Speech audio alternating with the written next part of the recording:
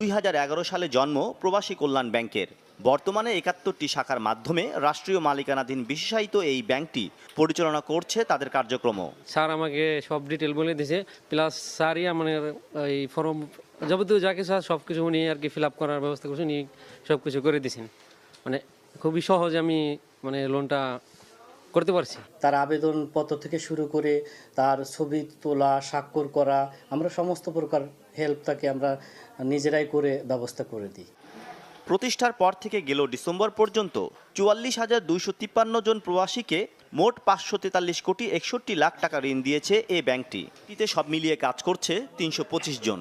সরকার এই কাজটা খুবই ভালো করেছে, খুবই ভালো লাগছে। দেশের জন্য যে কাজ করি সেটাই করব, এটা যতদিন আমি বেঁচে আছি সেটাই করে যাব। আমাকে বিভিন্ন দেশ থেকে আহ্বান জানাই। নিম্ন 10 লক্ষ টাকা থেকে 30 লক্ষ টাকা পর্যন্ত লোনের জন্য আবেদন করতে পারবেন। এবার চলেন দেখে আসা যাক এবং শুনে আসা যাক যারা আমাদের ব্যাংক থেকে লোন পেয়েছে সে সকল প্রবাসী ভাই ও বোনদের মুখের কথা। আসসালামু আলাইকুম, আমি কামরুল ইসলাম। গত এক সপ্তাহ আগে আমি বাড়িতে আইছি। আজকে আমি ব্যাংক থেকে টাকা তুললাম 10 লক্ষ টাকা, থাইল্যান্ড ব্যাংকক ব্যাংক থেকে। এই টাকা নিয়ে আজকে আমি গরুর ফার্ম দেবো। অ্যাকাউন্ট নাম্বারে 30 লক্ষ টাকা লোন বুঝিয়ে পাইলাম। আমি 10 মিনিট আগে রিসিপ্ট কপি এবং পাস বই নিয়ে ব্যাংক থেকে 30 লক্ষ টাকা তুলে আনলাম।